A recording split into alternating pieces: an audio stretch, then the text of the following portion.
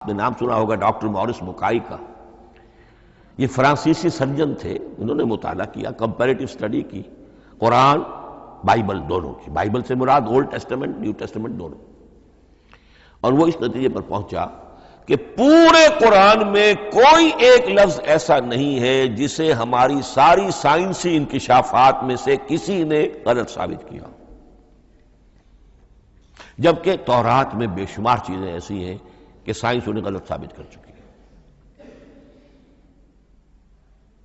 The science, the Quran and the Bible. اب یہ بات بڑی اہم ہے، اس کو بڑی خوبصورت انداز میں ڈاکٹر رفیع الدین مرحوم نے کہا ہے کہ یہ کائنات اللہ کا فعل ہے، عمل ہے، اس کی تخلیق ہے، اس کی تدبیر ہے، اور قرآن اللہ کا قول ہے۔ قول و عمل میں تضاد ممکن نہیں،